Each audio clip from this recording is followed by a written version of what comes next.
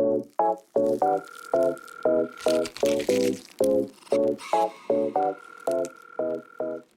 everyone, it's Jess, aka Colouring Bumblebee, and I'm back today with another video for you. Today I am finally going to be colouring this page from Johanna Basford's Magical Worlds colouring book, and it is this royal duck that I have called this page, and I have been planning on doing this since January of this year. I put out a poll on my YouTube community tab asking you to vote on a book and then vote on the page, and this was the winner, and it just kept getting pushed aside as I went into a bit of a colouring slump at end of January, during February, and then I was planning on doing it earlier this month and just haven't found the time, or it's not been the right sort of circumstances at home, haven't been in the mood to colour it, but I'm finally starting it now, and hopefully this will be a monthly colouring series, not just in this book, in a different book each month, in something that I'm calling Bumblebee Buddies. You may have seen the post that I put up. Did I put it on my YouTube community? I think I put it on my community tab. I also mentioned it in the video of my colouring plans, where each month we colour a page together. Here is my colour along. Sorry it's so late in the month, but I wanted to get it up before the end of March, and it's finally going to be here now. So I wanted to talk to you about the colours that I've chosen for this page first. You can see them laid out here. I found this reference image online, which I will show you here, of this really cute little baby duckling, and it had this really cute pastel colour palette with the pink, orange, yellow and green. So I used that as my reference, and I knew I wanted to add some blue for the water. So I'm thinking of doing the pink, orange and yellow on the buildings here and on the flowers. Blues, different variations of shades of blues for the background, for the water. I'm not sure what I'm going to do for the background. I'm not sure if I want to keep it simple, do some sort of like sunset. I will see once I've coloured some more parts of the page. And for the duck itself, I'm not sure whether I want to go for like a mallard duck, if I want to make it a brown duck. I haven't decided yet. And again, I will decide once I've put down the other colours on the page. And then I also picked out a gold colour combination for the crown there. And I think that's the only place where I will do that. But I think what I'm going to start with today is the colour combination for the water. I will move bits to the side, get this in frame for you. I realised this is the first time I've done a colour along on the left hand side of a book, so it's a bit of a different, everything shifted over a little bit. Grab my scrap piece of paper to pop behind the page. This just prevents any of the line art on the back side of the page pressing over and transferring to the next page. Just protects it a little bit. Okay, I just went through and sharpened up all my pencils. I know I should have done that before the start of the video, but I just got them all super sharp now. And I will go over the colours that I've picked out. So for the blue, I'm using phthalo blue, middle phthalo blue and light phthalo blue. Say that 10 times fast. For the pink, I've got rose carmine and salmon. For the orange, I've got cadmium orange and dark chrome yellow. For the yellow, I picked out 3 colours for this: dark Naples ochre, light chrome yellow and cream. For the green, I've just got 2 colours: permanent green olive and May green. And then for the gold colour combo, I've got Bista, green gold, dark Naples ochre and cream, which uses some of the colours from the yellow colour combo to keep it nice and cohesive. And I went for this pastel colour scheme. You'll see at the top here I've got a different swatch of pencils up there. Those were using my Black Widows, but I thought that if you were to follow this colour along, because I've got various different sets of the Black Widows, they're less accessible than the Polychromos, which just use the 120 set. So I've used the Polychromos instead. One day I'll change it up and use something different in this book, but this is my second page coloured and second page with Polychromos. They are my favourite pencils after all. And the way I'm going to do this is leave some sections like these little lines here for blue metallic watercolour, because I think that's going to look really pretty. And I'm just going to start by randomly colouring with the darkest shade of blue starting with the darkest shade at the top, blending down to the light. Randomly colour different segments. So there's a nice variety of tones throughout.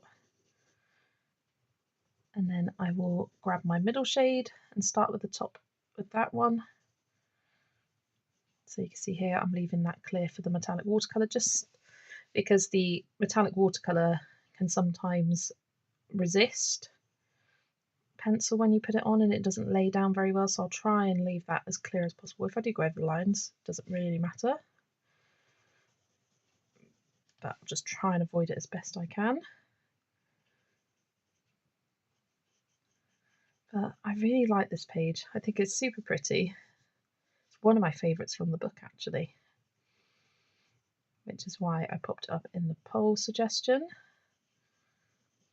And going through this book, there's more pages I love in it than I thought when it first came out. When it first came out, I was a bit disappointed by the book. There were a lot of small victory pages, which after having Small Victories by Johanna Basford was a bit kind of disappointing. We wanted another full pages of art. There's pretty much no double page spreads in this book, which I know a lot of people like to do. I like to do them occasionally, don't like tons of them, but one here and there is nice. But then I realised, you know what, there's actually more in this book that I like than I thought I did originally. I think my first reaction was a bit harsh, but yeah, I do really like this book. And I could see myself colouring a lot of the pages. And it's nice having these Johanna Basford books that I've got at different points in my colouring journey. So Worlds Within Worlds, that's a Kirby book. Worlds of Wonder was one of the first ones I got and coloured a lot in that book. So that's some of my earliest colouring in there. And then a year later, I got Rooms of Wonder. And then a year after that, Small Victories. And a year after that, I got this one. So it's nice to see the sort of variation in my colouring style by colouring a bunch of pages in a book by her. And she has, of course, got another book coming out this year. She does tend to do a book every year. And it is Wondrous Wildflowers. Something about wildflowers, I can tell you that. And I really like some of the preview images she's shown of, like, I saw one which was a little bear made out of flowers. I always like those images where it's an animal made out of florals and leaves and things like that. I think they're really cute. But we haven't seen much of it other than the cover so far, so it's going to be exciting to see what it looks like.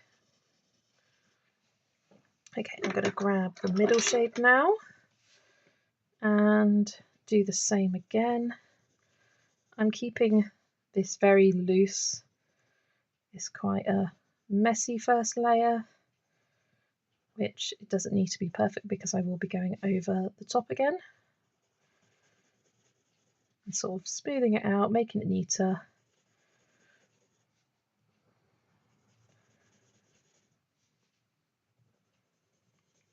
I don't know if I'm going to do all of these gaps in this middle shade of blue. I may do one that's even darker. I'm not sure.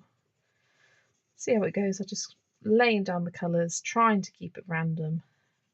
And by random, I mean I don't mind if two are necessarily touching each other, because that is true randomness. I do like sometimes to have colours randomly spread out across the page, but in theory you've actually placed them purposefully. And sometimes having the true random of the colours can be anywhere, but still nicely spread out, so you've not got a whole clump of one colour compared to another. If that makes any sense to you all. Do you do that as well? Like random placement of colours, but it's not actually random, it's very well thought out and planned in advance. And then other times like this where you do it more randomly.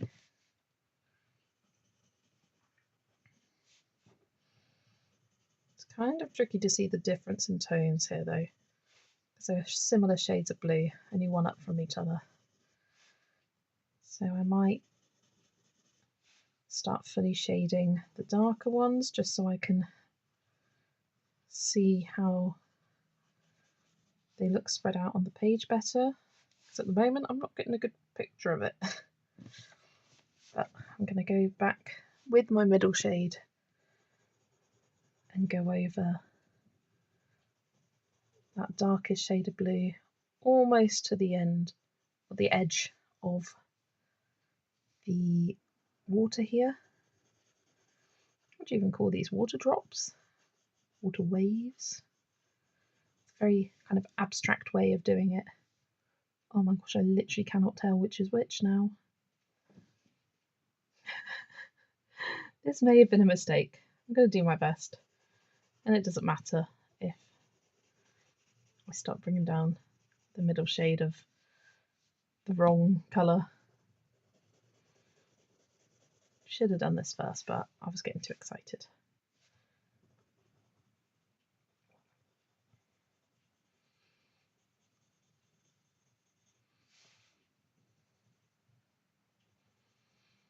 I am looking forward to doing this Colouralong series on my channel with the monthly buddy colour.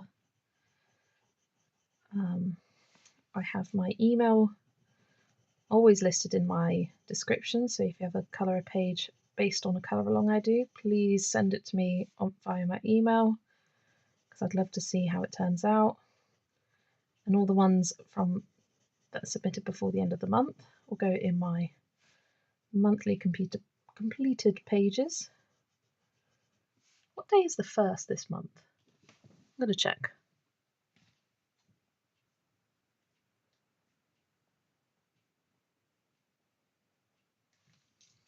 It's a Tuesday, so I do work on Tuesdays, so my completed pages will be going out by the earliest on the 2nd. Sometimes people will film their completed pages early if they have work on, or if they know they'll be busy on the 1st or 31st or whatever. But I genuinely do colour and complete pages up until like the last minute of the last day of the month, and I like to make sure I try and include all of the pages from that month in my completed pages video. So I like to wait until the month has completely finished or into the next month.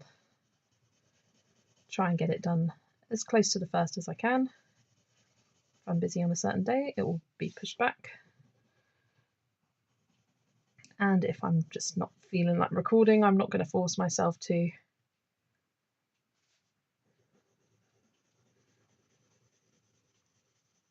So for this monthly buddy colour, if you get your pictures in before the 2nd of the month, then they will definitely be in the video. I have had one sent to me already and it looks absolutely beautiful. Thank you so much for sending it. It really excited me to see someone actually follow along with the buddy colour here on my channel.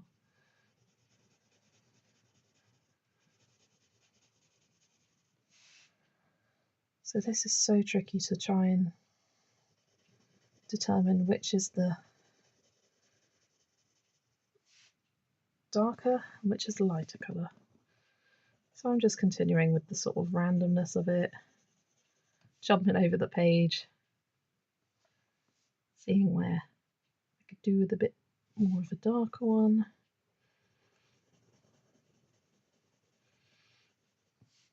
Then I'll come and do the same shading with the lighter shade of pencil and the medium tone, and then think about all the other gaps and what I want to do with them.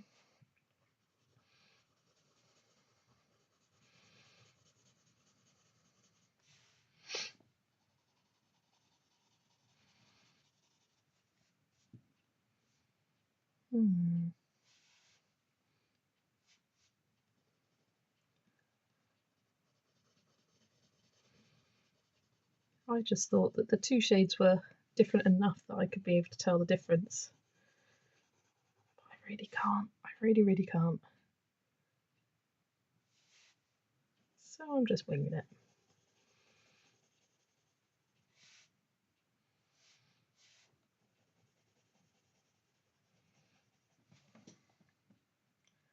Okay, I think that's looking spread out enough for now. I'm going to move to the light phthalo blue.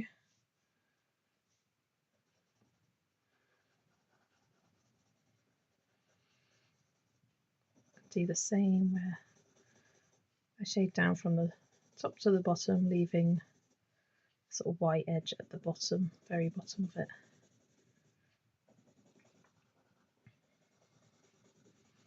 Could be good to have the ones I haven't coloured in have the lightest shade as at the top, and then shade out into white. That's an option that I can do. I just want it to not look so uniform. It's kind of giving me fish scale vibes now I'm colouring it. These semicircle shapes all over.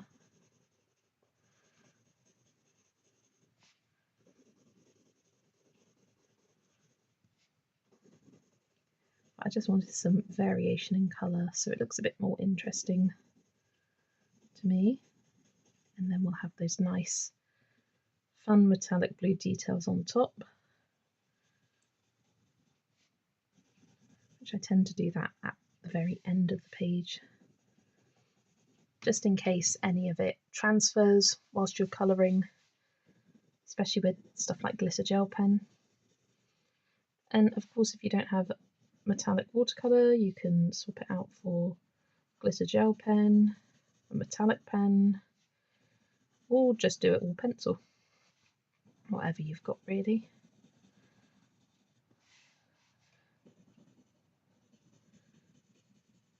But I think on these dots, on some of these circles as well, I'm going to be adding the metallic watercolour to that as well.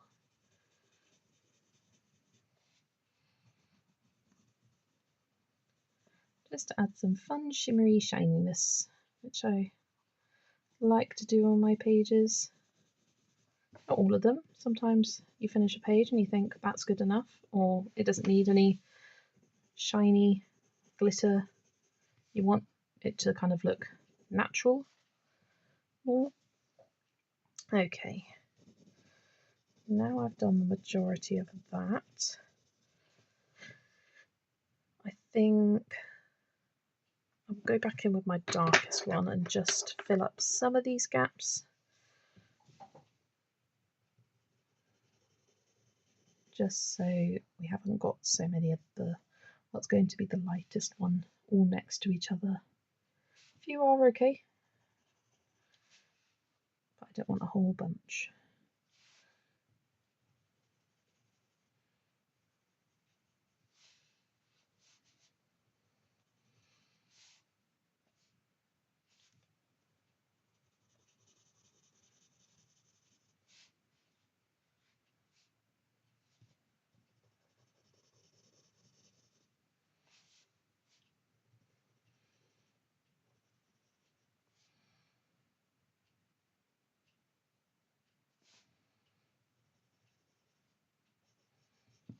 Okay, I think that'll do.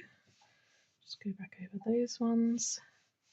It's still looking pretty messy right now, but this is only the first layer of pencil. When I'm doing things like this, I like to do 2 layers of pencil. One is like a rough base. Often I'll use lighter pressure, and then the final one as the finished look, using a harder pressure to smooth and blend everything out. Okay, is that all of them? So I'm going to use my light phthalo blue, and I'm going to go down almost all the way to the bottom here, so it's blended out into white, using harder pressure at the top and lighter pressure towards the bottom.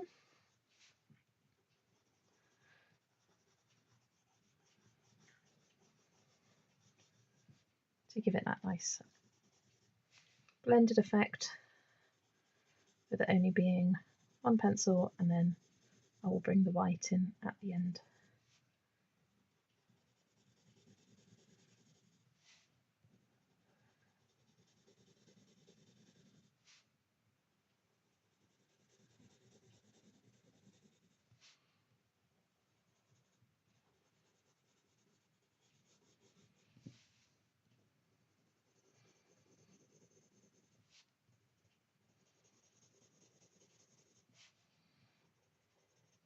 So it's coming together quite nicely, I think, now.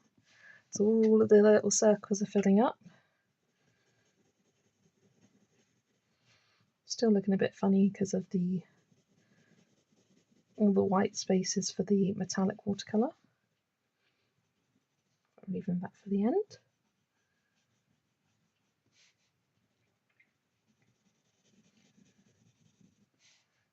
And as I'm finishing off these last few, I think I will do the second layer pencil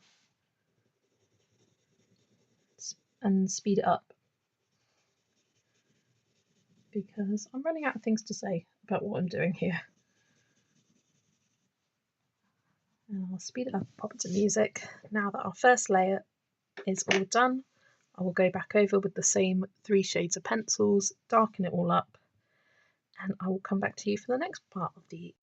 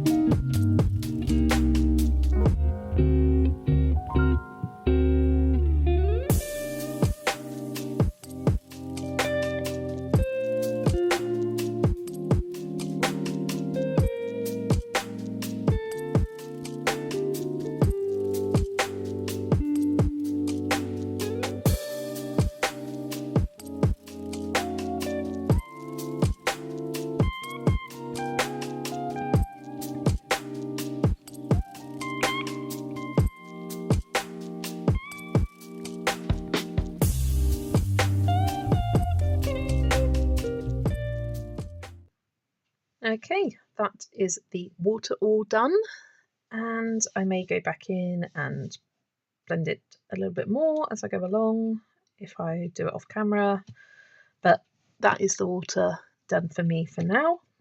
And I think the bit that I want to move on to next is this crown. I don't know why, I just feel like colouring it. So I'm going to get the 4 pencils out, the Bista, Green Gold, Dark Naples Ochre and Cream, and I will talk you through how I personally colour a gold effect on an image without using a gold pen. So I start with the darkest colour and I use a very light pressure, and I go round the outside edge of everything.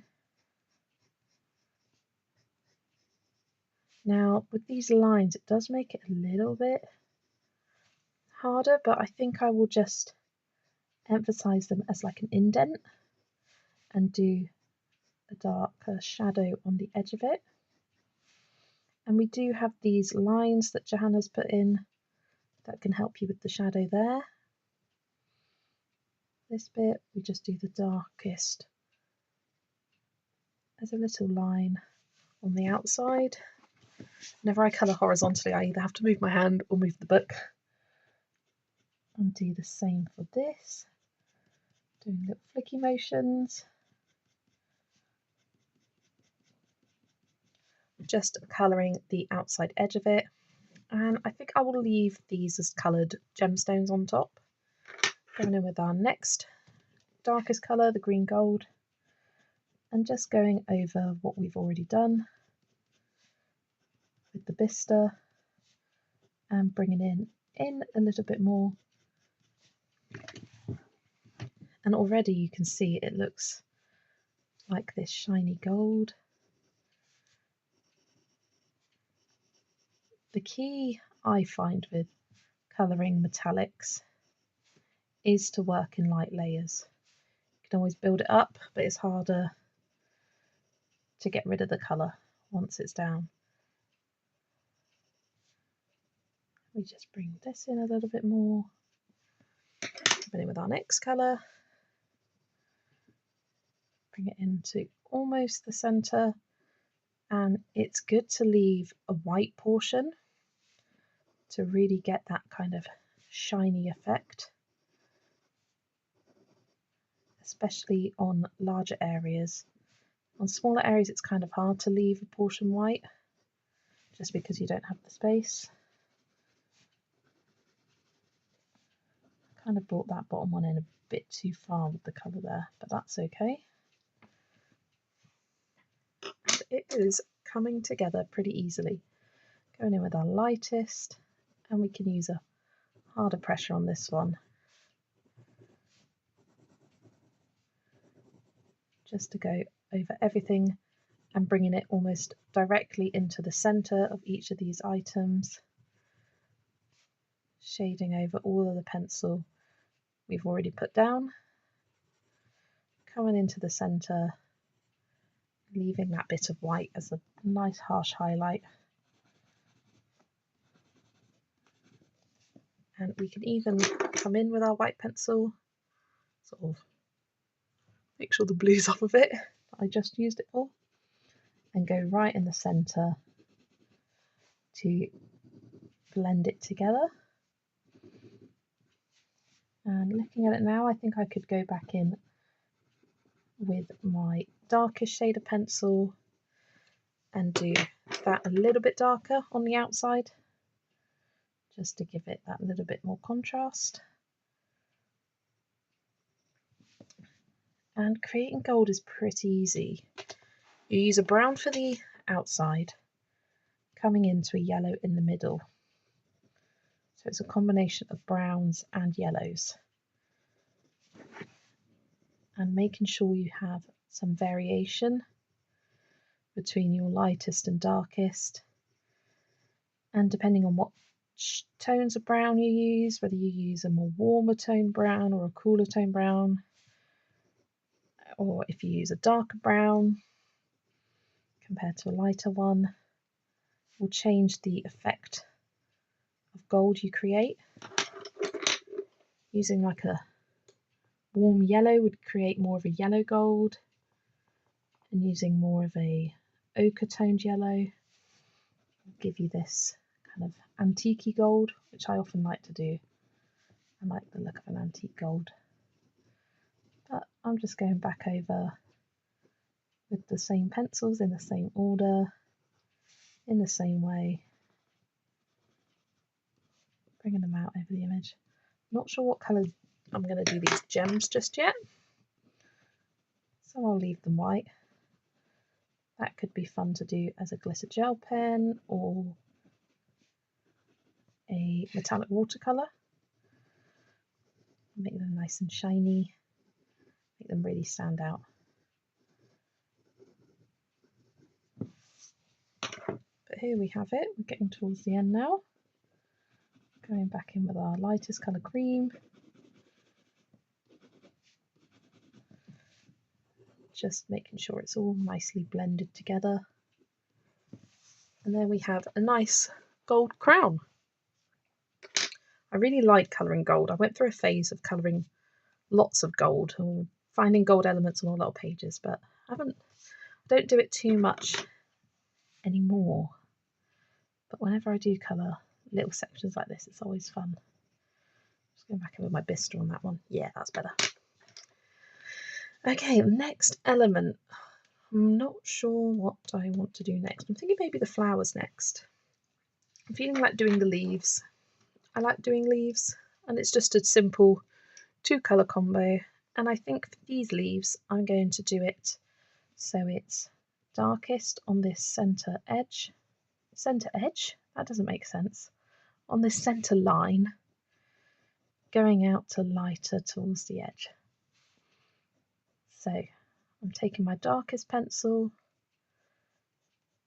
and just lightly going over this centre line, trying to fade it out as I go towards the outside of the leaf. And this will just create a very simple, basic, shaded look on the leaf. I like to change how I shade my leaves. Sometimes I'll just do the shading on one side. Sometimes I'll do shading on the middle and then on the opposite bottom edge. Sometimes I just do it in the middle like this. Sometimes I do it from bottom to top rather than sort of horizontally, more vertically. Now I'm just coming back in with my lightest tone and blending that colour out to the edge. Even a tiny bit of white space. Very, very tiny bit. Just in case I want to come back in with another layer and bring it out further then. Or I could blend the edge out with the white or leave it blended just to the paper.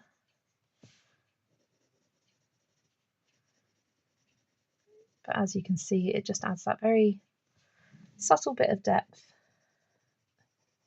to the leaves.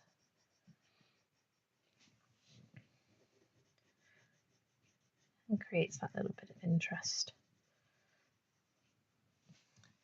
Now I'm colouring this, I'm thinking it might be nice to colour some of these feathers like leaves, bring in the green there. So making it like a male duck could be fun with that sort of dark green head and brown feathers. But that's just a thought at the moment. I may change my mind once the whole page is coloured in.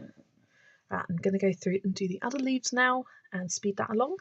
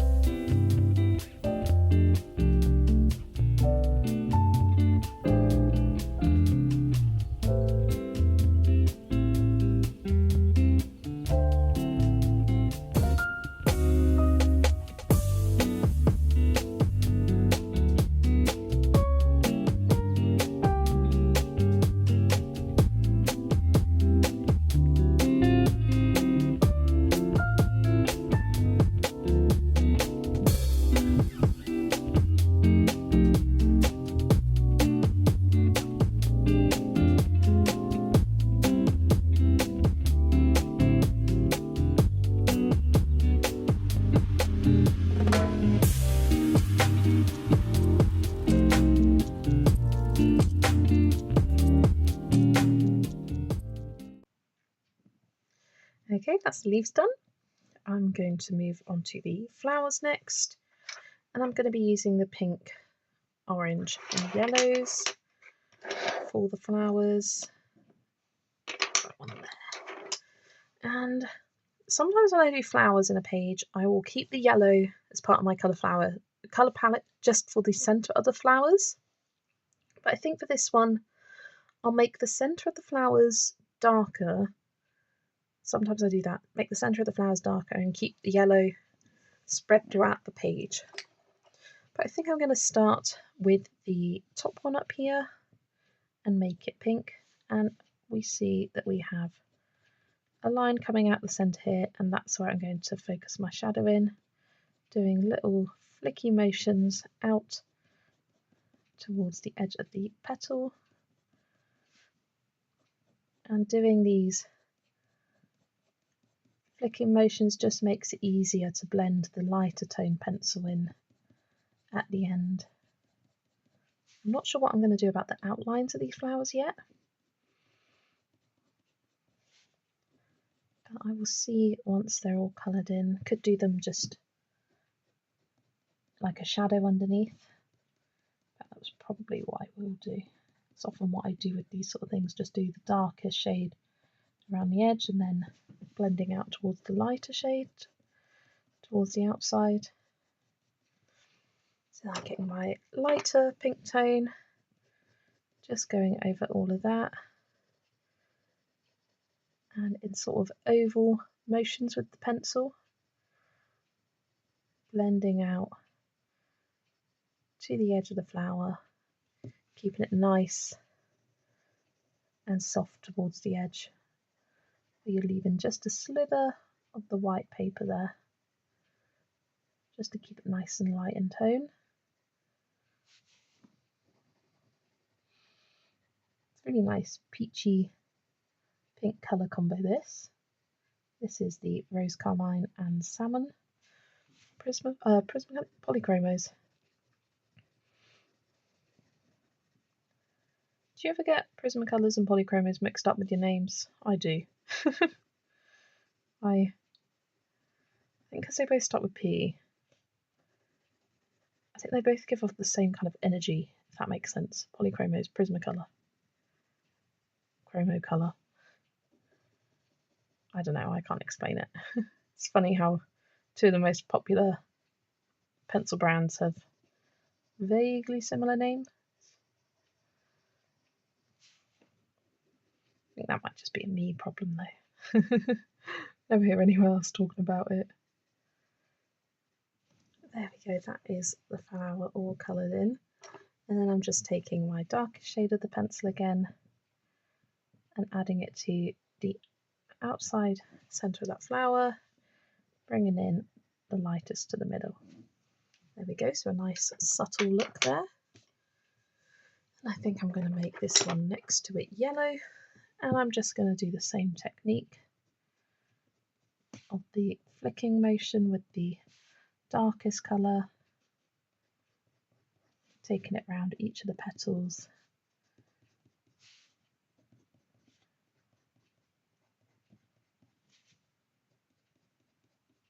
And then going in with the lightest one in these ovals, blending it out to the edge of the flower.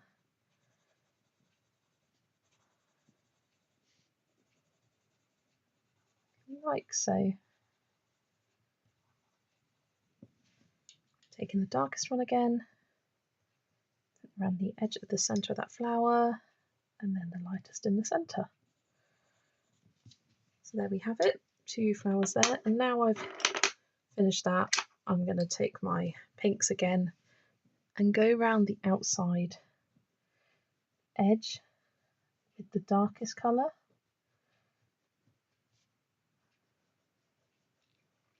So it almost looks like the shadow of the flower underneath. You could do this in a glitter gel pen or metallic watercolour, but I want it to look a bit more natural for me. So often for various different artists when they do this sort of look to flowers, I'll do it like this, where it's darkest towards where the petal is, and then blending out to the lightest colour on the outside. And it does create a nice depth effect of the flower by doing it this way. And I quite like how it looks. And by leaving that kind of almost white edge to the edge of the petals, it gives it a really nice contrast between that and the back of it. So I'm just going to go round, picking the different pencil combos. I'm going to do this little one in orange, and I'll speed that up as well.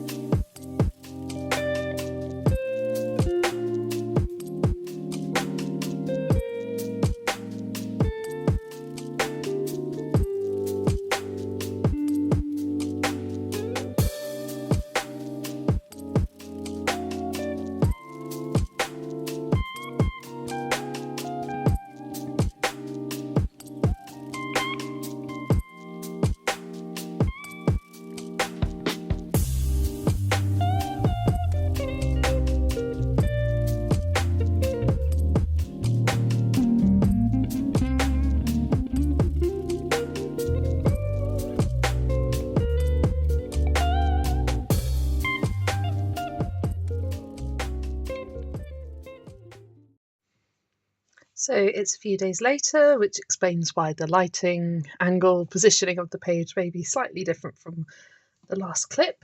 But I am back. I have decided on what I'm going to do with these houses on its back.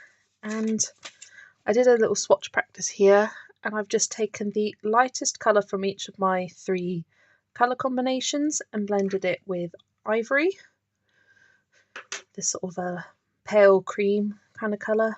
And I'm going to do that for the base of the buildings, and then do the darker colour combo for the roofs, and just kind of spread the colours out nice and evenly.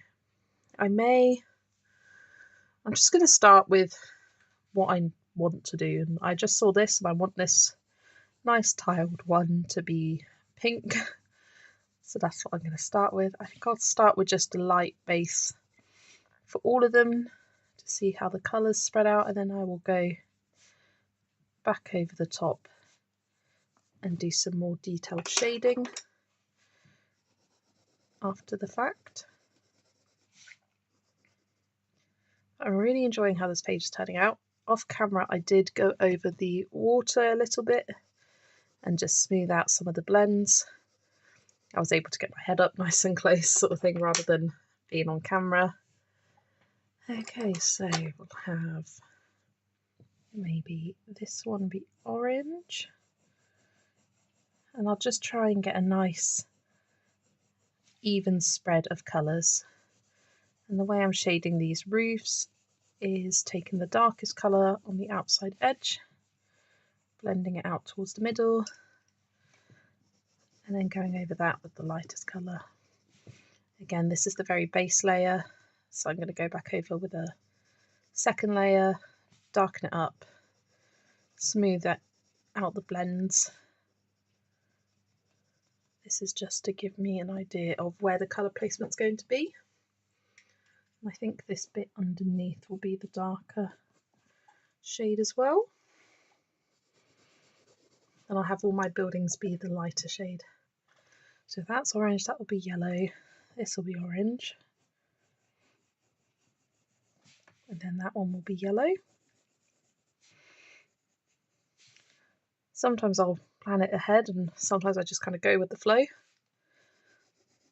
When I'm sort of doing limited colour palettes like this, I'll often see one part and be like, I want this specific one to be this colour, and I'll do that.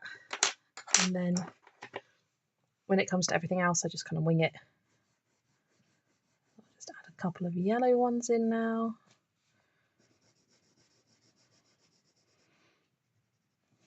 Fill in these gaps.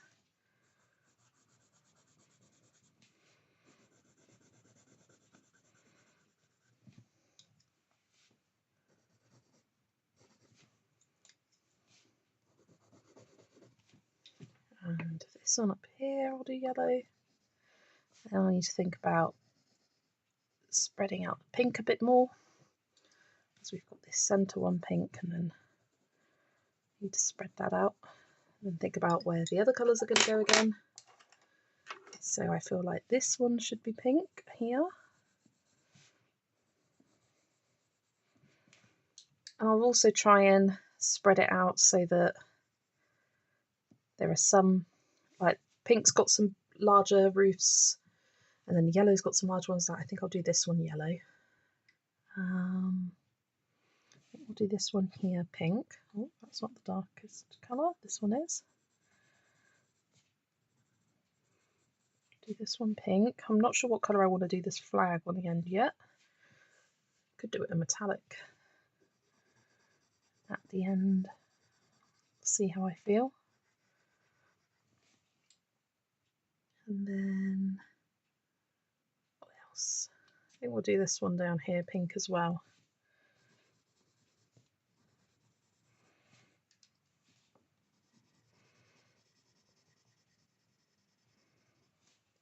And then I think this is going to be yellow, and then that will be orange.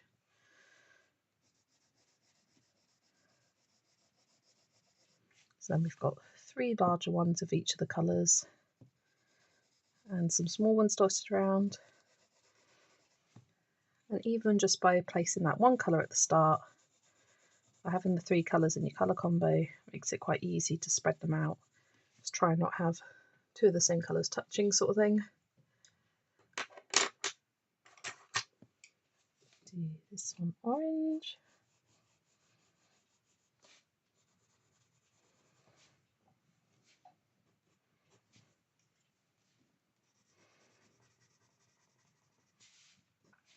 There we go. And then this one orange. Yeah, why not? Yeah. Because then 2 of the colours have 4 houses in that colour, and then the other one has 3. So that's a nice spread, I think. And then for the buildings themselves, so I'm going to start with this pink one over here. I'm going to go with a very light touch with the pencil, doing darkest on the outside and underneath the roof there, and then I can use a harder pressure with the ivory to try and blend it together. The pink and the ivory will be the hardest to blend. The yellow and ivory will go very easily, and the orange will be pretty easy as well. So yeah, starting with a light touch is key. You can always add a bit on top. The lighter colour will be easier to blend out as well. Now with this one, as there's some lines going down here, I'm going to add that as a shadow as well.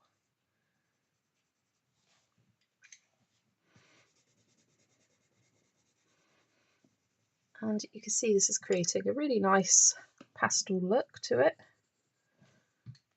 which I do like, a nice pastel colour palette. Okay, we will go with the orange next. Just going down the bases of these buildings. Again with that nice soft touch. I think I might do this centre bit in the darker shade, yeah, just to add a bit of contrast between the two.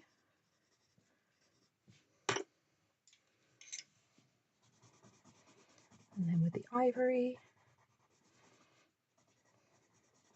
And I thought about doing this blending out with white, but I decided the ivory would add a nice sort of warmth to the page rather than it being a start. I blended the blues out with a white pencil, so I thought for the buildings it might be nice to go for the ivory.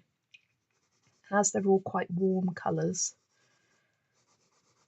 I thought the ivory would work well. Whereas if they were more cool toned, then the white works better in my opinion.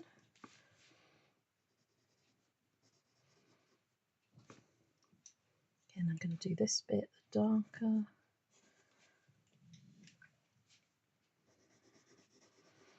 Although now I'm doing this, wish I did this little building down here yellow, so we didn't have two orange buildings touching each other, but that's okay.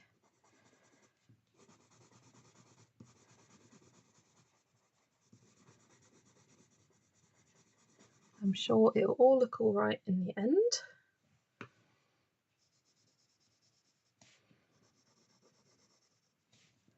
And sometimes when you do have two colours near each other, it kind of adds to that randomness. As I was talking about earlier, a true random would have two of the same colours next to each other rather than them all spread out evenly. That would be more of a pattern than random. But that's also what you want to go for.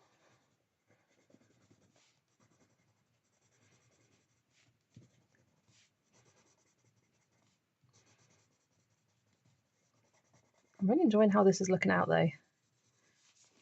Blending these colours with the ivory is helping give that nice pastel vibe to the page. I haven't actually used this technique before, so I'm glad it's working out. This is kind of looking like a, oh, just spinning that pencil around. It's kind of looking like a top of a lighthouse here. So this is almost like a see-through section at the top, I see it as. Like that, and then, oh, we've got a little one over here.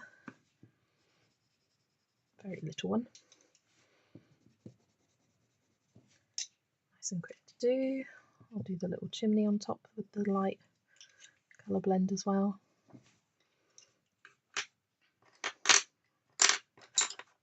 Then we just have the yellow left to do. Oh, I didn't do the chimneys of the pink one over there. I'll have to go back and do that.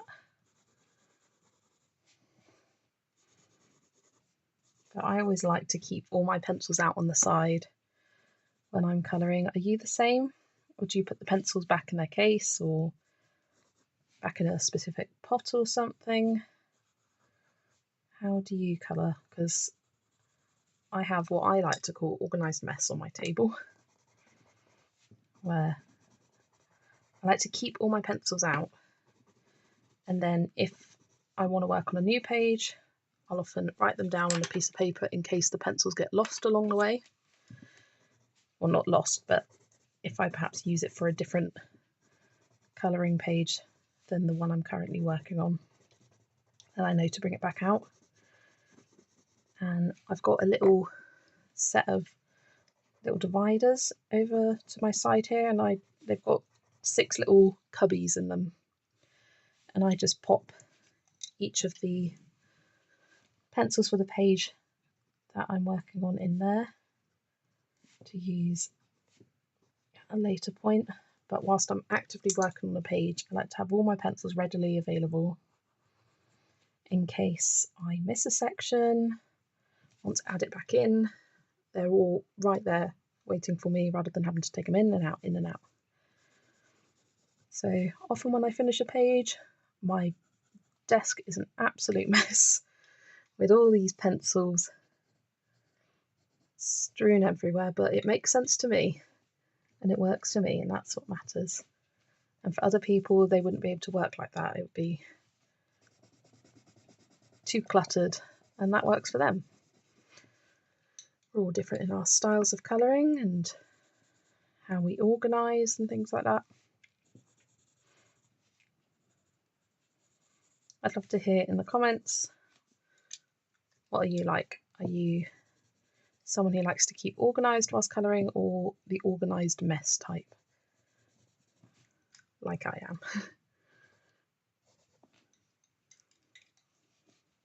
I do have a level of organisation that I need to keep to, but other than that, not much. I'm just going to go back over to these chimneys here, finish them off, and then also go over the tops of some of these that I missed out. Start with the pink ones. I do think these could look cute with a metallic. I'll colour them in for now. Can always go over the top with metallic later. And I'm also going to go over the window frames of some of these buildings with the darker combo, just to make them pop out a little bit more.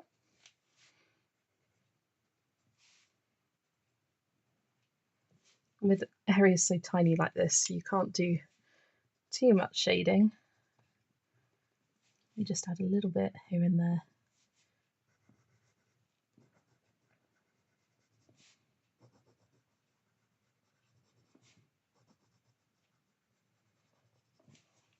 Is that it for the orange? Looks like it. We'll just come back to the yellow. On top of that one, that teeny tiny triangle there, and these frames over here and there. Oh, need to go over this bit as well, just underneath the duck's feather there.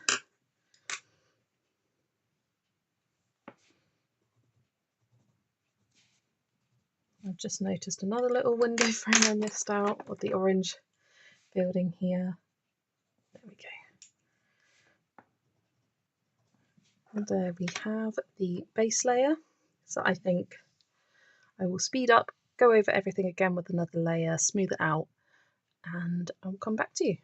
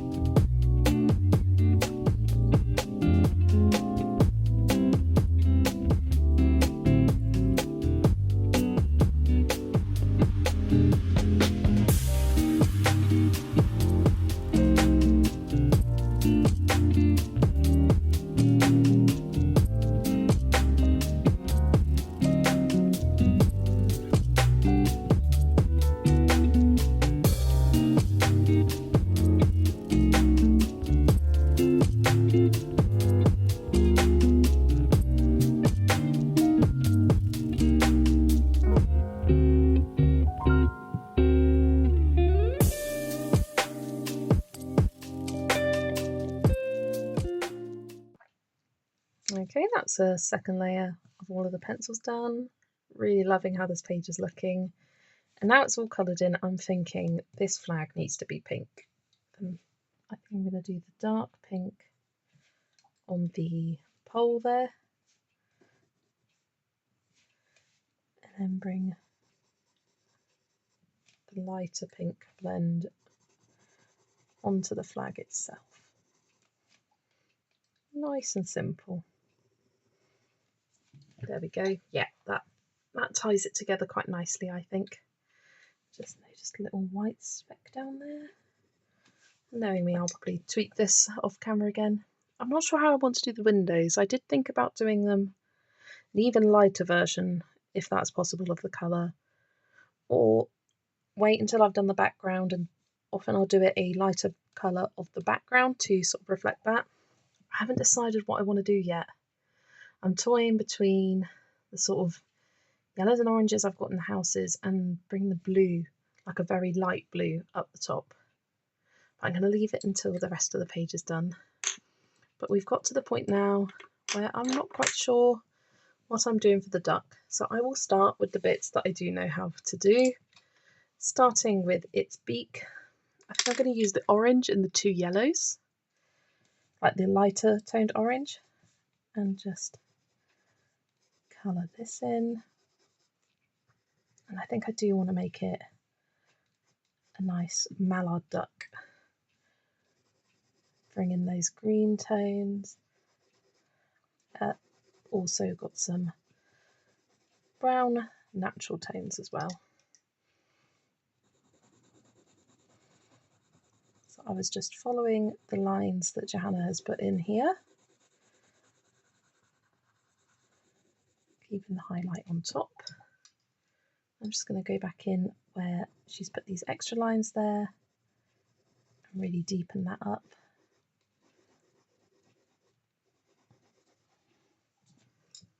There we go, nice and quick and easy beak to do.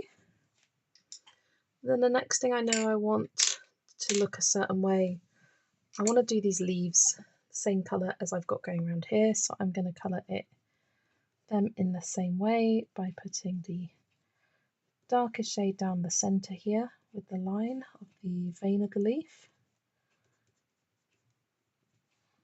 and then have it fading out towards a lighter tone. I thought this is nice. It's almost like a little leaf crown it's got going on, like a little hat or something. And with all these patterns and textures on the duck, you can really have fun with any sort of colour with it. Okay, just going to go back over and intensify the colour on all of those leaves with a second layer of pencils, using a harder pressure than I did the time before.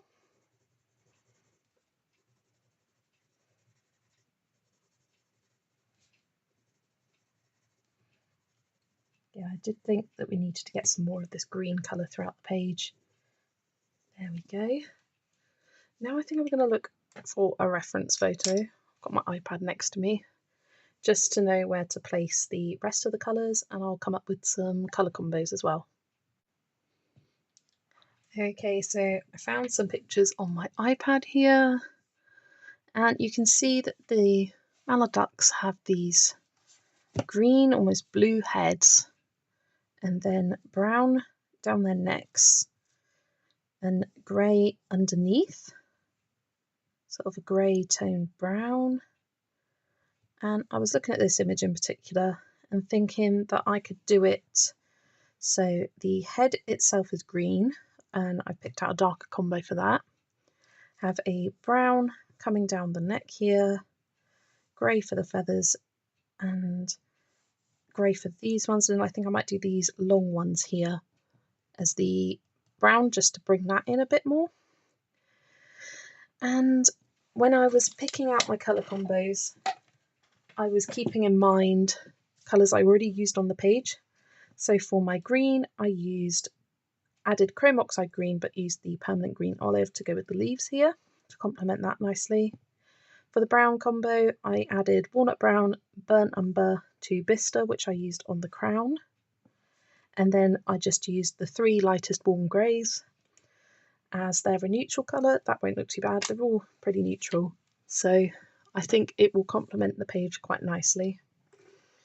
And I think I will start with the head. Couldn't think of what it was called then. I'm going to have to share some pencil extenders here, as I've got some quite small pencils that I'm using at the moment. Come on. Oh, I just broke it all apart. Great. I want to pull the pencil out, stuck in there. And add the chrome oxide green to it.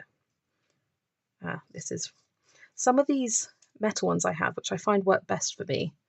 They're a little bit tighter, and I don't know why, but it's annoying. So I'm going to start with chrome oxide green, and I will start with a lighter pressure, just going over all of the shadow areas. So down there and on the base of its face here. Not sure how I want to colour this bit on its head. I might do it brown, because none of the reference photos really had anything looking like a patch on the front of its head. That's okay, we can use some artistic license. I mean, after all, it's a duck wearing a crown with a bunch of houses on its back. It does not have to be realistic at all. I have just taken inspiration of the colours from the mallard duck.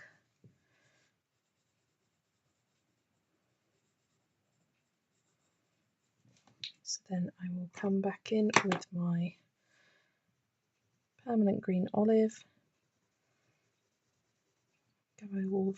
go over all of that, coming into the middle.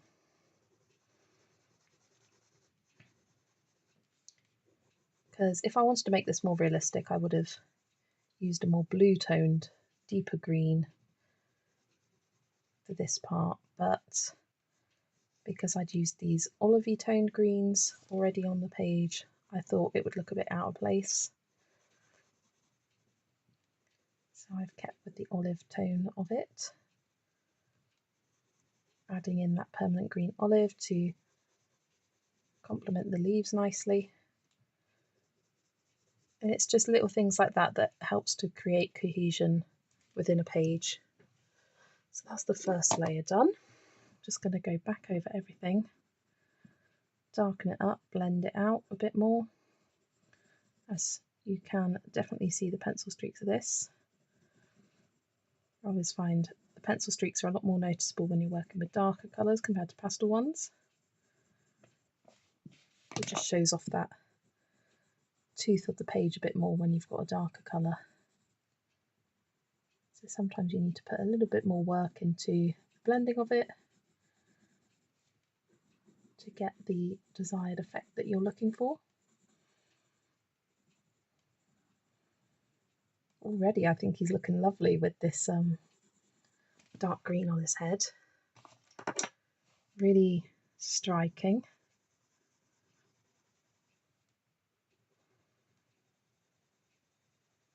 But I'd love to see this coloured with all sorts of different colours. And as I popped in the post, and I think I said earlier, if you colour this page and want it to be featured at my completed pages video, please email it to me. Email is always linked in my description, and I will feature it at the end of the month for my completed pages, with the plan of picking a different book each month, doing a colour along, and having that as the the Bumblebee buddy page for the month. So it's like a little group buddy colour we have here on the channel / Instagram. That's where I'm based.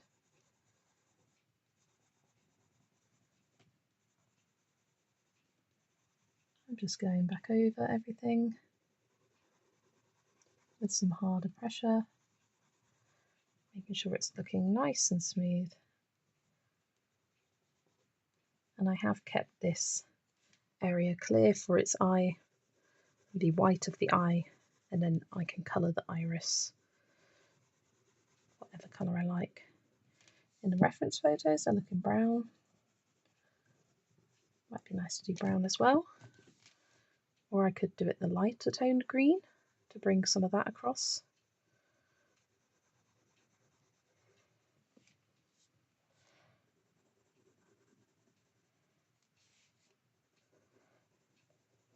But we are getting there with this duck. Getting towards the end, and I'm starting to have to think about what I want to do with the background. But it makes me wonder, when I get to these points in the video where I talk about my ideas of different ways to colour something, I always wonder if it matches what you think or if it's something different than what you would do. I always find that interesting and curious to think about. Okay, I think that's as good as I'm going to get it. So I'm going to bring some of the brown down the neck here. I'm not sure if I want to put it down here or not, so I'm going to leave it for now. I'm just exchanging the pencils out my pencil extender here. Popping the burnt umber back in. Is it burnt umber, that one? Yeah, this one's walnut brown. I get them mixed up sometimes. But I'm just going to keep the shadow on the left side here. So on each of these individual ones, I have the darkest shade. Is this my darkest shade? Walnut brown? Yeah. When I was swatching out, I got them mixed up. So I'm just keeping it on the left here. I could emphasise this line that Johanna's drawn in by popping the darkest colour down there, but I'm doing it this way for this.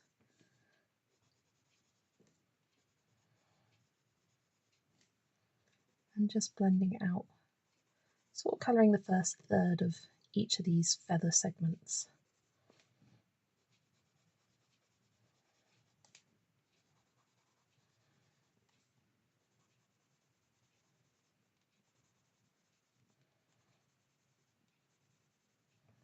There we go, and coming in with the burnt umber.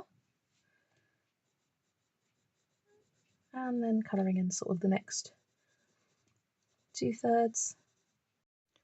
I'm so sorry for the jump cut there. My phone ran out of space, so it stopped the recording. I wish it would do like a little noise or something when that happens, because I just don't know, and I carry on. And then I get to this point. But I've just finished doing the rest of the neck here with the brown combo, and then I brought the brown onto this patch on his head. And then I was just about to say I'm going to bring the brown down here, looked up at my phone and saw it was black. So that's what I'm going to do next. I'm going to bring the brown down to the sort of horizontal feather looking bits down here. And I think for this, because we've got these lines coming down, I don't know. Yeah, I think I'm going to colour horizontally. Just taking my darkest colour up by the line here and bringing it down basically as far as the lines that Johanna has put in here. I'm going to leave the far edge here lighter.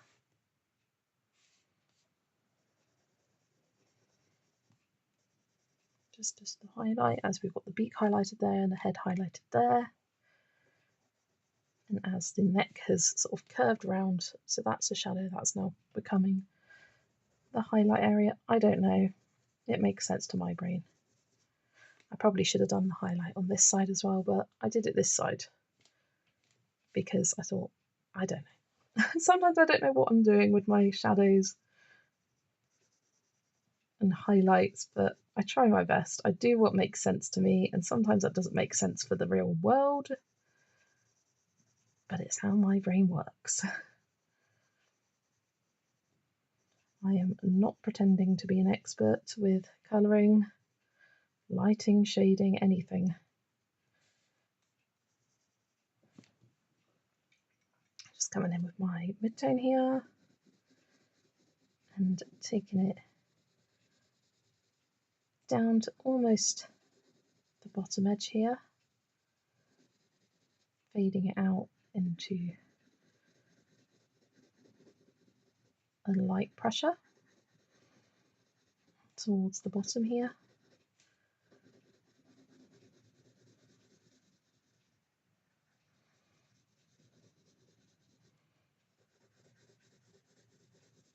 Now I'm not sure what was cut off and what was not, what I was talking about.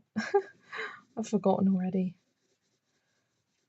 I think I had started doing this bit, but I can't remember what I was talking about. Can't have been that important.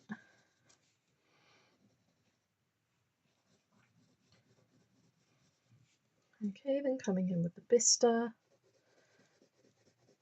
going over all of that, right down to the bottom edge.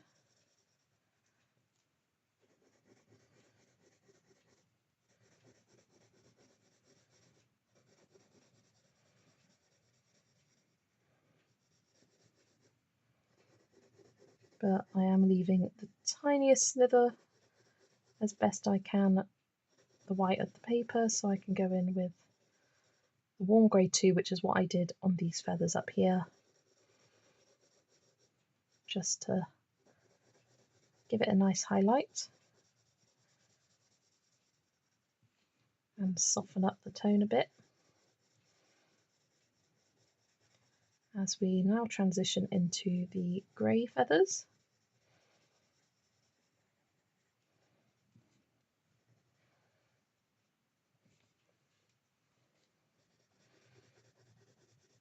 Just going back over some bits that I don't think look as blended.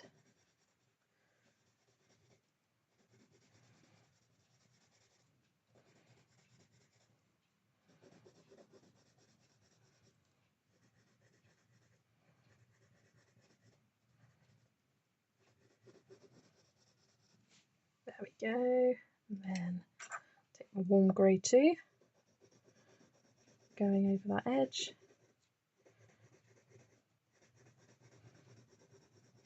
And blending it into the rest of the brown tones here.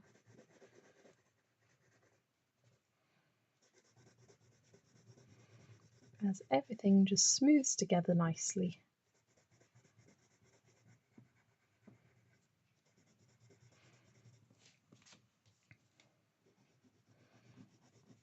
Just going over that front edge with the grey as well. But there we have it. The next part of the duck is done. Just going to sharpen these grey pencils up a little bit.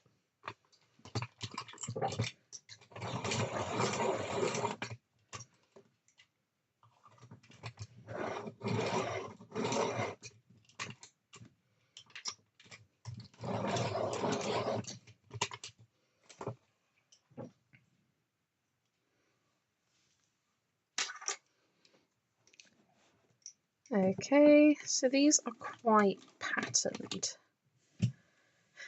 And I think the way I'm going to colour these is just to ignore the pattern and colour them as if it had no pattern. So I've got my warm grey 3 here, the darkest shade, and I'm just going to do the darkest shade towards the bottom of each feather, just colouring over that pattern. You could choose to accentuate it or just leave it like I am. But I often find it looks quite nice when you've got the pattern showing through underneath what you have coloured.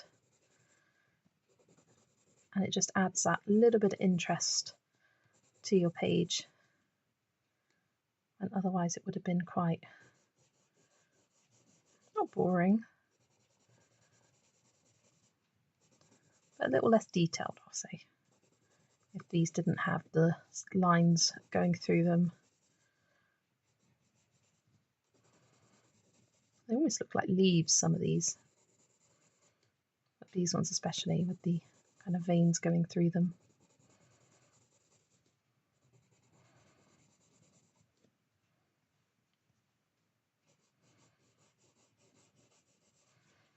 I mean, I could have coloured them like leaves, but I decided against that.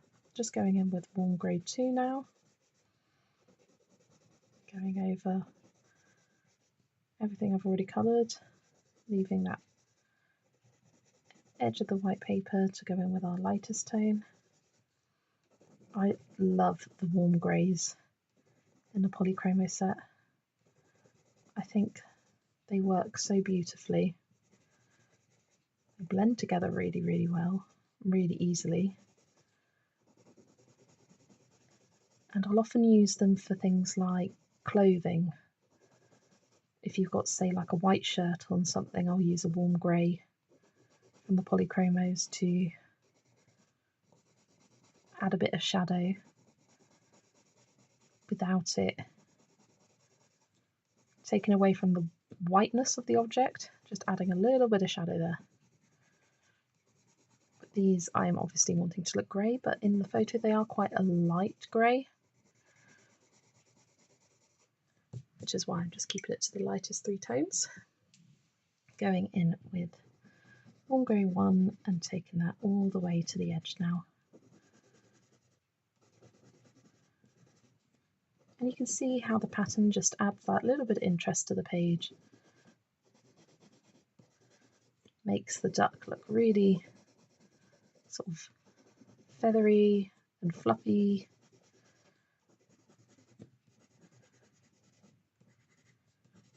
And you don't need to colour every little pattern detail for the page to look correct and completed. You can ignore the pattern if you like and just have it as a subtle effect underneath.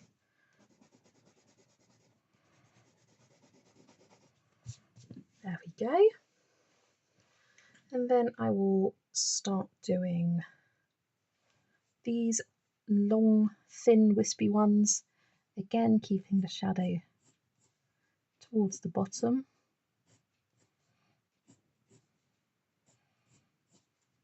I'm just using kind of a flicking motion here.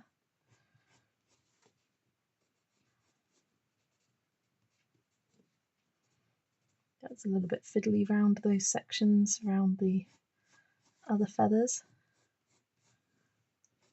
But I'm making sure I'm focusing the shadow to the bottom and the top, especially the bottom here, and then just bringing that in towards the top.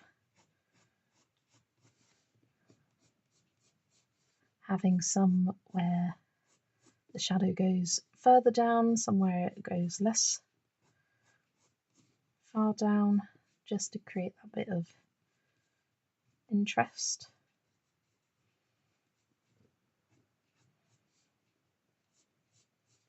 There we go. I think I need to go a bit further up on these ones here as they're underneath the other feathers. Just getting warm grey 2, make sure I've got the right one there, and going almost to the edge, but along the whole line this time rather than coming in from the bottom and the top, just going across the whole line.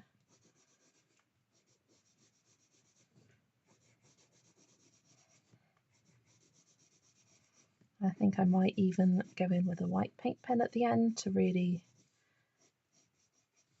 accentuate the highlights on these feathers.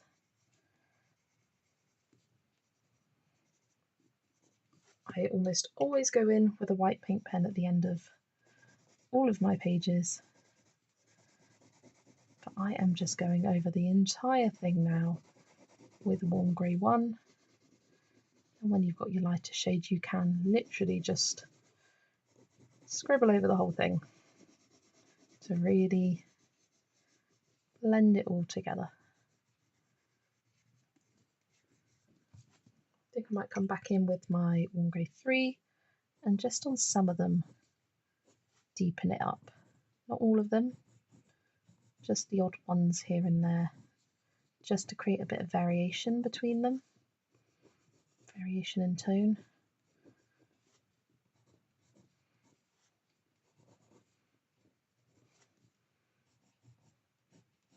There we go. And the final bit is, I think I'm going to go back in with the brown on this last few sections here. Turn my book again. And this is going to be pretty simple to do as well, as I'm just shading from the bottom, using these flicking motions, going with the lines of the feather here.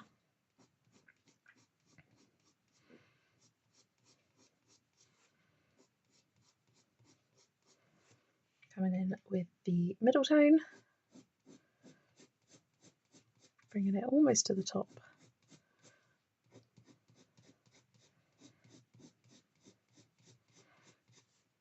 And now we're getting to the end. I've got to decide on what to do for a background. They're your least favourite part of the image, they're certainly mine. But at least this one is circled, so you don't have, it's got a nice framed edge, is what I mean.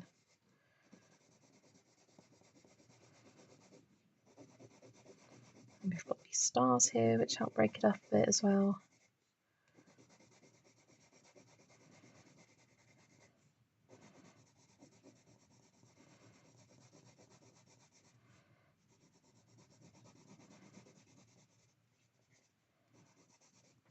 There we go. I'm going to bring Warm Grey 2 back and go over that very edge just to highlight it.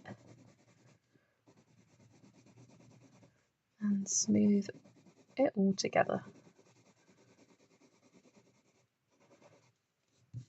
There we go.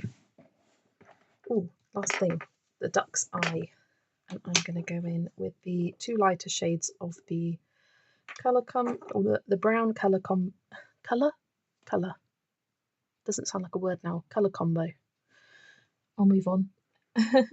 And just take, I've got the burnt umber here, just taking that on the centre of the iris and bringing the vista out to the edge. There we go, now the duck is done, and I absolutely love how it looks. I do think going for the mallard duck look was the right decision for me. Now the background. I want to go blue. I want to go blue, but I want to go light. So I've got my light phthalo blue. I might bring in a bit of middle phthalo blue just round the edge. And then I think it will come into lighter towards the middle. And I do often find I struggle with getting a nice smooth blend in a circle like this. But I'm going to try my best. I think I might speed this up to music in the end. I think I will keep this literally on the very edge here. Coming in with some very light pressure.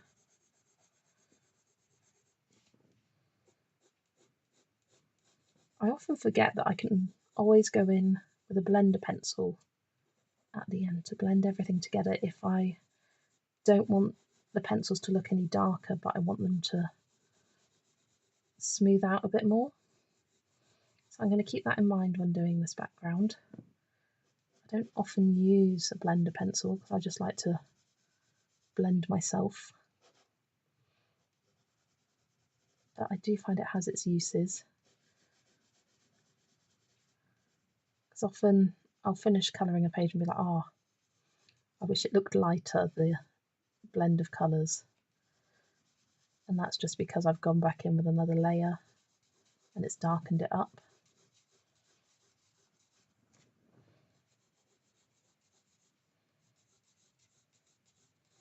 I'm just taking it out around, I don't know, a centimetre or two from the outer edge there. Trying my best with my eyes to keep it as even as possible in terms of width going round.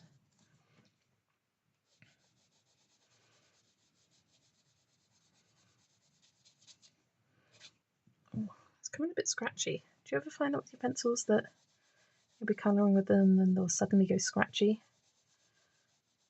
Often I find you just need to kind of like wipe the end of it and it sorts itself out. Although it's doing it there as well. So there's a hard bit in the pigment or something. I find this with the Prismacolors too. There we go. I think I just shaved off the scratchy part with my fingernail.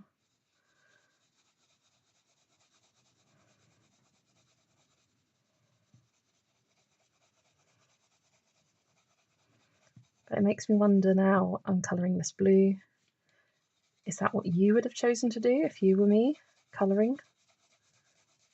Or would you have chosen to go for something different? I was umming and ahhing about doing a sunset kind of look with the pink, orange to yellow. But I thought it would detract away from the houses, and I don't want to detract away from my focal point. I want to complement it. And so I think having the blue and having that sort of synergy between the top and the bottom of the page, as the rest of the colours are quite nicely spread out throughout the page, the blue was just at the bottom. So I think by making the background a nice light sky blue is a good choice of incorporating that colour throughout the rest of the page. And I also thought about making it a night sky, as we've got these stars in the background. But again, I thought it wouldn't go with the rest of my page. So I thought they can just be magical stars. I could even do them in the different colours to match the buildings here and do it that way. But I think with my light phthalo blue, where I'm going over this, that I've already popped in with the middle phthalo blue, I am going to speed this up so I can truly zone out and just get it done.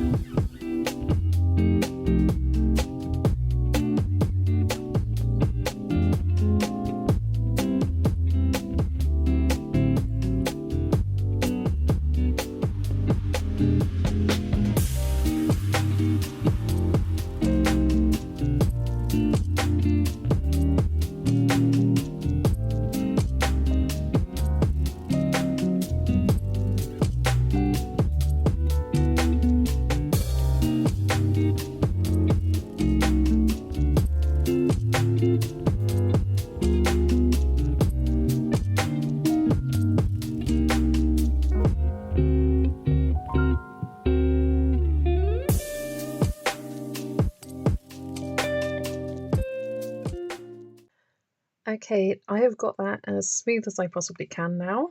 I am going to go in with a Derwent Blender pencil, but first I'm going to go over the windows, like I said earlier, with the light phthalo blue, with the lightest touch I possibly can, to make it look like the windows have reflected the sky. On these larger ones I am doing a darker pressure on the outside, lighter towards the middle, but on some of these smaller ones I'm just very lightly colouring over the top. And then I will grab the white and just go over the whole thing, smooth it out, blend it out, make it a little bit lighter.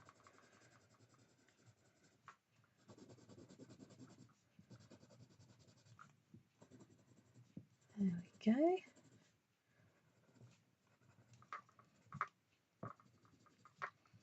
I can't believe we're almost there with the whole page coloured in. So close. So as I said, I've got a Derwent Blender pencil, which I got in a pack of, I think it was 2 of these and a burnisher. And I'm just going to go over the whole background with it. Not too hard a pressure, because I don't want to kill my hand. But already it's helping to smooth out that pencil texture, blend the two colours together nicely, and create that nice soft blue sky I was looking for.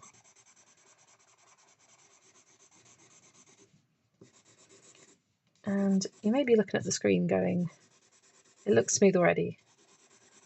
Something about the camera smooths out your blending, but in person it looks a lot more rough. But I'm just gonna speed through this again, go over, smooth all this out.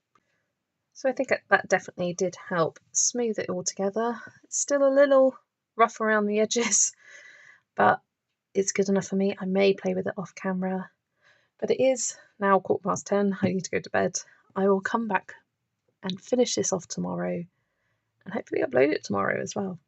I'm filming this part on the 27th of March, so if it's out by tomorrow, you will see it.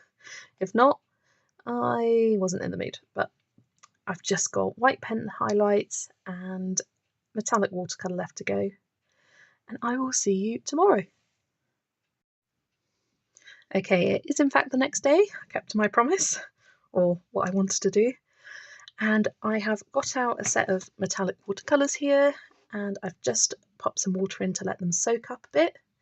And whilst I'm doing that, I thought I would go in with the white paint pen highlights and just talk you through how I'm doing that. Often I need to pump it once before it will flow nicely. But I'm just going over any section of the page that I think could do with a pop of a highlight. So I'm going on the edge of these leaves. I think whilst I'm doing that, I'll go on the edge of these leaves as well.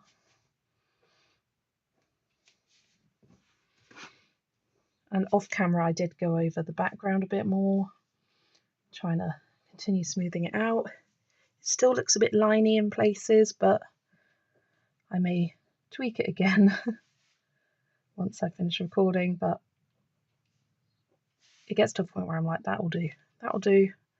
I don't want to do it anymore. It is hard to get a really smooth, light pencil background. I find it especially hard in circular. I can do a really nice gradient going down or across, but doing it in a circular motion, I find it so much more difficult. I don't know about all of you. I find I need to work at it a lot more. I think I will go over the ends of these petals to really sort of accentuate the highlight there.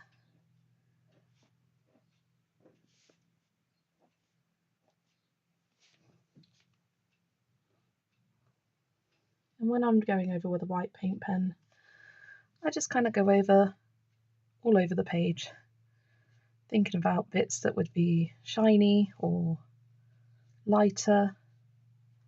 Going over these petals as well is good because I did go over with the blue of the background on some of them, so that kind of disguises that a bit. And it just gives it a nice pop.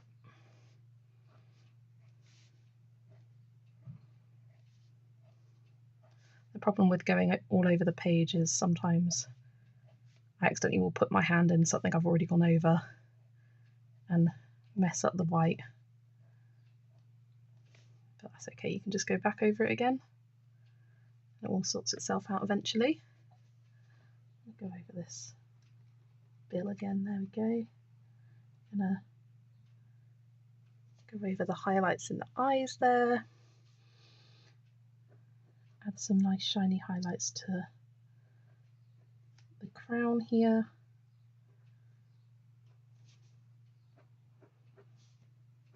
Just kind of focusing it on the centermost highlights of it.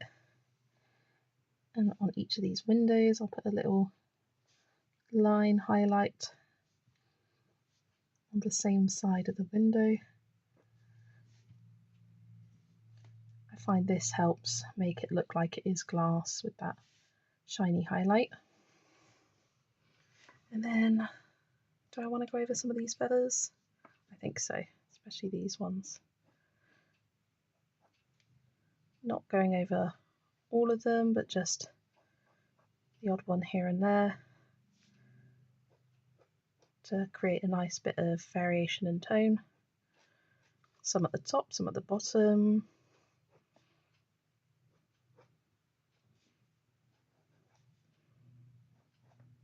Just to kind of add to that randomness almost of it. I think I'll go over these brown ones as well.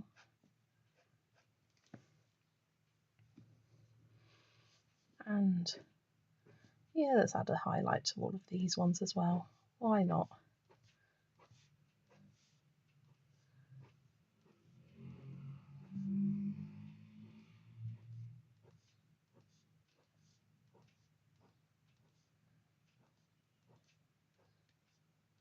There we go. Oh, missed one. There we go. And then, now I've done all of the other feathers, I feel like I need to do these as well. Sort of highlight the ends of these feathers to really make them stand out.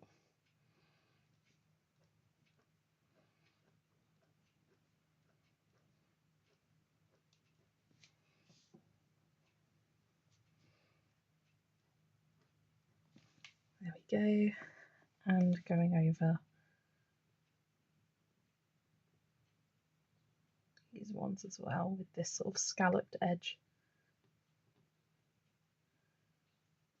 Not going to do it across the whole way of the feather because I think that will look too much. But I'll bring the highlight up to the front as well. There we go, bit there. I think that'll do for the white highlights. May add more off camera, you never know. I thought I would go onto the watercolours now. They've been soaking for a bit. I use the Antec Art 24 glitter colours. I got this when I first started colouring. They were a cheap watercolour set and they've done the job well. I decided to go for pink here, shiny blue for the water, and a bit of deep interference yellow. Unfortunately, there's no nice pale orange, even a paler yellow. I was between these two, but I decided to go for the brighter one. So I'll do the bits on the crown pink, pink and yellow stars, and then blue for the water. So let me grab my paintbrush here. I will start with the crown, I think. I just picked up the colour there.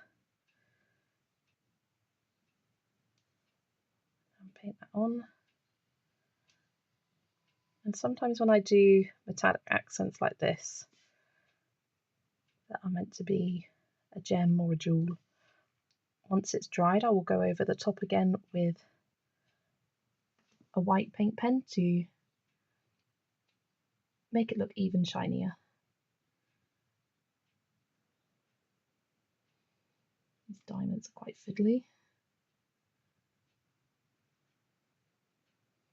There we go. And then I will just dot the stars, try and spread out the pink and gold. I'm going to go over the lines of these just because it's very difficult to keep within the lines. So just by going over, obscures them completely, and I think gives it a bit of a cleaner look than having half the lines showing. You could of course bring the lines back in with a black fine liner. I sometimes do that. Just depends on the situation, whether I want that line art to show through or not. But for these stars in the background, I think it's fine to not have the outline.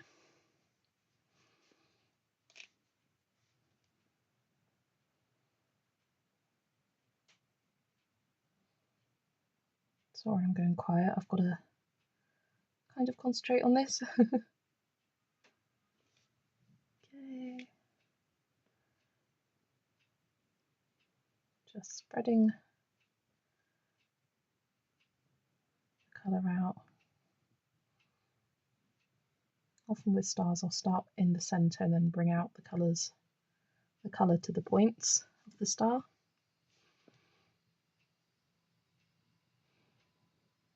Some of these are so tiny.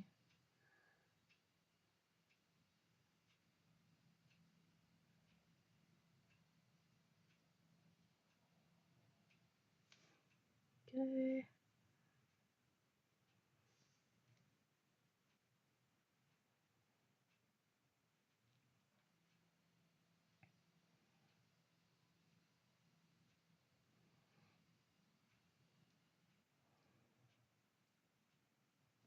There we are, that's the pink ones done. I'll just clean off my brush.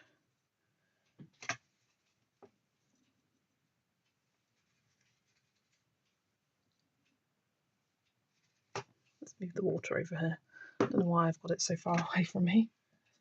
I usually keep it up next to the wall of my desk just so I don't tip it over.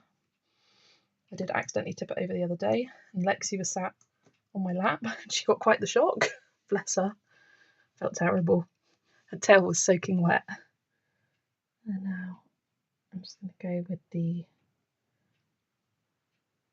yellow gold. Kind of got a bit too much watercolour on that.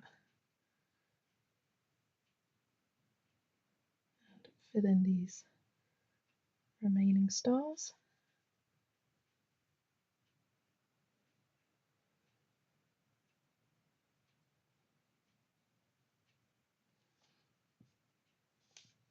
Try my best not to lean in what I've already done, which sometimes results in some awkward hand angles.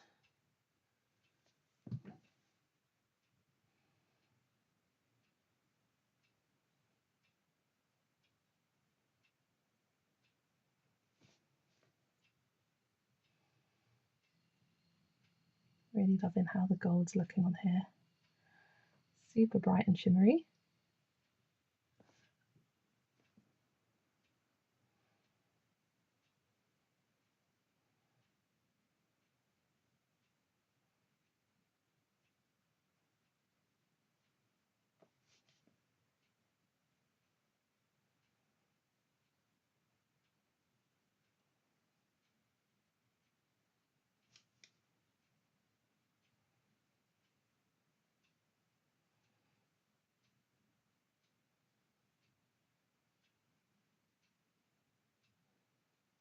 There we go. That's all of the stars done.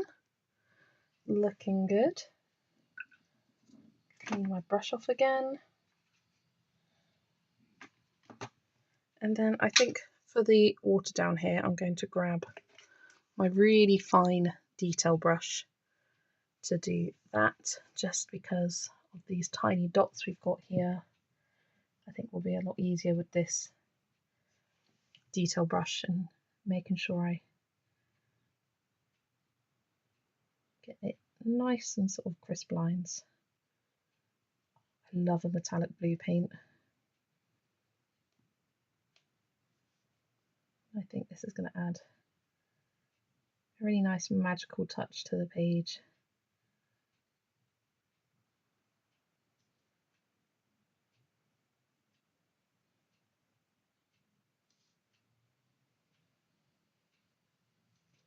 But as I said before, you could use a glitter gel pen for these details, you could use a metallic pen, the super golden markers, you could even just colour them with pencil. Use whatever supplies you've got to hand. Kind of going back over these first few as it had a lot of paint on it. I'm trying to spread it out.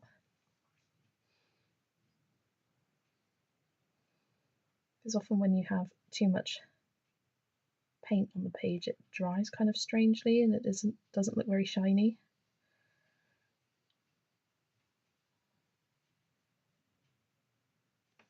I'm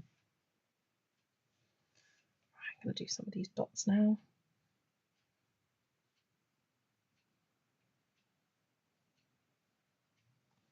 Which is literally just a matter of dotting the brush on the page, and this brush is actually the perfect size for this.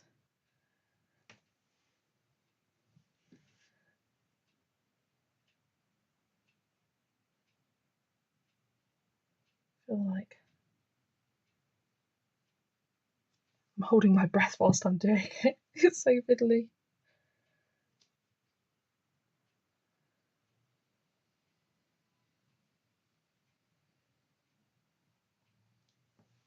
Okay, we're getting there.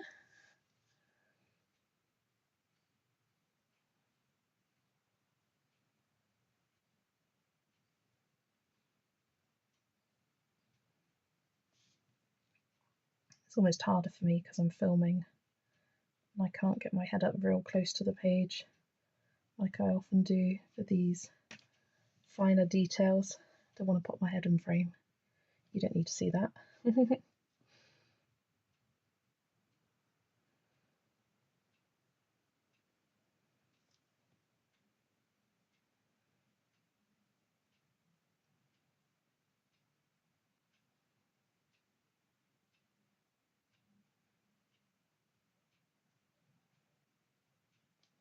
I do find with metallic paint a little goes further than you think. You don't need too much paint on your brush.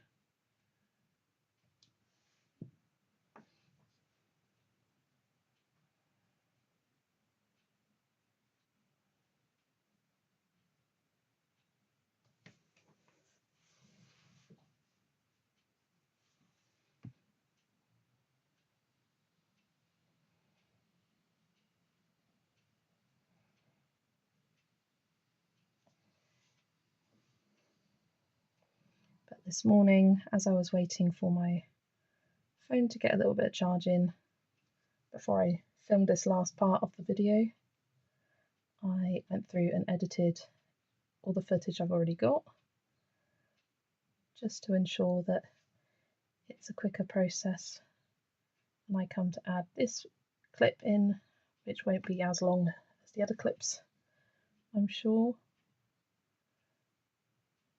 as we are nearing the end.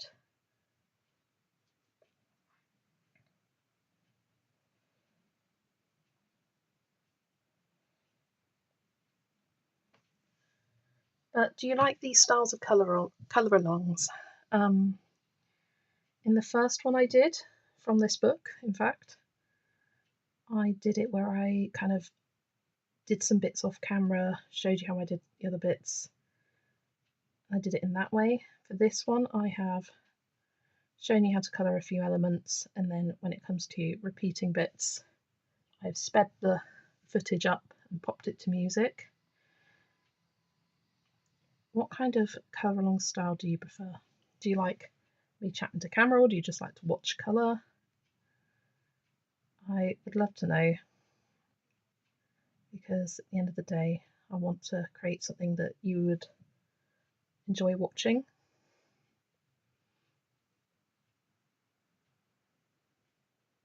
For me personally, I'm not so much a fan of a speed Colouralong. I prefer someone talking to camera, at least for some parts of it, because I will often be colouring whilst I'm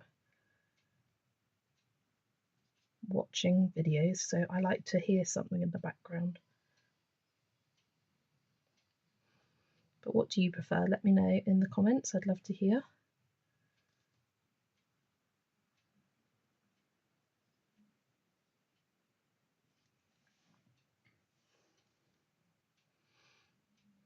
We are nearing the last few bits to colour on the page.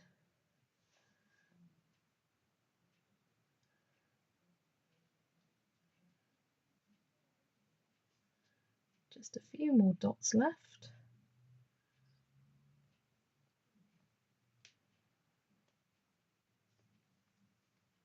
Just double checking I haven't missed any bits. No. And there we are. Clean my brush off.